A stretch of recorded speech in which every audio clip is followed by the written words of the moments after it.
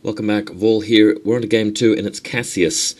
And Cassius is not regarded as a very powerful warcaster because he has so many bad matchups. Sorry, warcaster, I meant Warlock.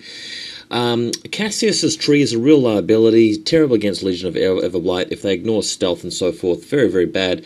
Can't collect souls from undead models, and the list of reasons why Cassius isn't a very good Warlock continues. The reason why I've taken them for this tournament is that my Chromac list is built as a sort of all-comers list, but one sort of niche that I have real difficulty dealing with is infantry with tough. If you head in there with infantry and they pass their tough rolls, you can't berserk and you can't deal with them, and you know if their Warlock is tough or you're playing against Terminus, real problem. And I've designed this Cassius list purely based on, aggression. The tree goes up aggressively, feats, and then everything else in the army has either Tree Walker or Pathfinder. So you've got, Hunter, sorry, so you've got the Ravagers, Wolfriders, Totem Hunter, everything like that. The Stalker can teleport up if he wants to, and that's how it works. And I'm going to sort of comment on this Cassius list a little bit more and more as we go through the reports. But game 2, I've already sort of encountered one of the matchups that I was, a little bit worried about, which is Crix.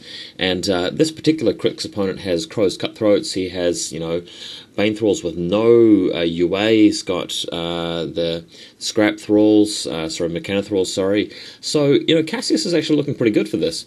And, his other list was Terminus with lots of tough, of course, so I figured he might play Terminus, so I picked this particular list in the hopes that I might be able to deal with it. Scenario is a process of elimination. So let's go to the next photo. He's got Scaverous, and as you can see, what you see here is what you get. He's got a mix of guys. The only thing I need to point out here is the miniature that you see placed to the right of Scaverous there is actually an Ogrun Bokur. It's some sort of conversion or, counts as model. But Crow's Cutthroats, they're right up at the front in AD. So next image, I win the roll for first turn. So, as you can see, playing extremely aggressively with Cassius. I think that's the trick to it. I wasn't very successful with Cassius until I decided to actually do this sort of list in this build. What you do is you teleport the tree up. Then you unseen path with Cassius up there and you feet. Your entire army ignores, rough terrain, and you run up as far as you can. And if he has anything with Pathfinder to move normally and attack the Ravagers with a defense 15, he's not getting a charge bonus. And in this sort of situation, he can't really do anything for a turn. He can't approach me very quickly. And in my next turn, that's when Cassius can really do some damage. The Tharn Ravagers are actually pretty good if they're not getting attacked. They're a glass cannon. They've only got defense 13 and armor 14, normally when they're not in the actual forest. Plus, he has a forest on his side of the board. That little sort of, steampunk, smoke funnel thing coming out of the ground is actually meant to represent sort of smoke. So, tree walker, forest, you sort of fill in however you want in your imagination. But really feeling good about this. Next image, what he decides to do is actually run forward with the McThralls, and this guy, not the most experienced Crix player, not the most experienced War Machine player in general, and as you guys can see, he's actually set up for the perfect Hellmouth here, which should be able to drag and kill the majority of a Scrap Thralls there, or sorry, it's McThralls, keep calling them Scrap Thralls, but they are McThralls, and if I can actually annihilate them, he won't be able to regenerate them, and a Hellmouth is removed from play anyway. So in my following turn, that's exactly what I did, just wiping out a huge bulk of his models. Next image, the other thing that happened here is that I charged in with the Tharn Ravagers. Tharn Ravagers, just superb models, absolute sterling, and I've spent the last 2 weeks carefully painting them. Really had a lot of fun painting. If you like painting miniatures, thoroughly recommend Circle Ouroboros with Tharn Wolfriders and Tharn Ravagers, and these guys really a joy to actually use them in a proper list. Charging forward here and absolutely murdering Crow's Cutthroats. They are mat 9 on the charge due to powerful charge, and that's boosted power 15s. Every time they kill one of the Cutthroats, they get to make another mat 7 attack on somebody else. So really just slaughtering them, which felt so good. The first actual tournament appearance of the Tharn Ravagers, and probably the last as well. I mean, they're not a very powerful, solid unit in the metagame, but great to see them in action.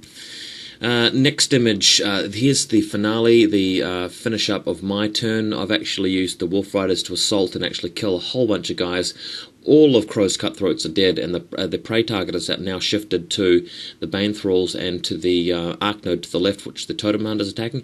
Totem Hunter got a little bit unlucky with his dice rolls, didn't actually do much damage to the Bonechicken at all. But as you can see, Cassius is now safe. There's a wall of bodies in front of the tree, and if he does go for them, the tree will actually pick up soul tokens. And the Stalker's in range now to actually go ahead and charge something if he attacks my force. And he actually has to come onto the blue strips to actually collect a point. So I'm in just the right position here to counterattack whatever he decides to do. So next image, Scaverous himself deciding to get into the thick of it and using his Thresher attack. Unfortunately for him, I'm actually in a forest, so the Ravagers are all defense 15, same with the Wolfriders, and he didn't actually manage to hit and kill many of them at all. But on the plus side, you can actually see some really good photography here, so very nice clear photo. I rarely get many of them these days with the poor quality of my camera and of course the lighting and everything, but you can actually see in quite some detail, you know, how well Scaverous is painted and how well the Ravagers are painted. Next image, Crick's turn ending up with 3 Bane Thralls in the zone.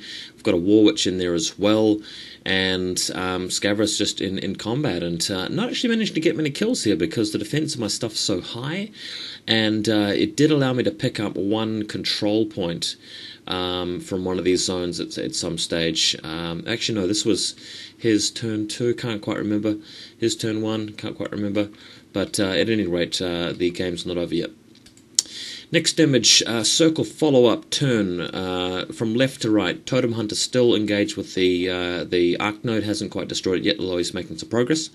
The Stalker has moved in and wiped out everything in melee range of him. The Tharn Ravagers are still fighting Scaverous and have actually wiped out all the Bane Thralls now with the help of the remaining Wolfriders. Gorman did a black oil on one of the Wolfriders, but that wasn't a big issue. The other ones just shot their hunter javelins at him and killed him. Cassius is looking good. He's got 3 transfers up and running, and managed to pick up a control point this turn, so that was awesome. And if you go to the next turn, Scaverous actually getting a little bit worried now, moving out of combat, taking some free strikes, but he's camped all of his focus until he activates, or until he actually makes his combat action rather, so he does survive it. Making a half-hearted feat turn attempt at assassinating Cassius, but with 3 transfers, he's not going to be able to do it. So Cassius still left standing there with even Darragh coming in to have a go at it. In fact, if we go to the next photo, Darragh Wrath are trying to actually move past the Ravager, who makes a free strike and does a massive damage roll, unhorsing him.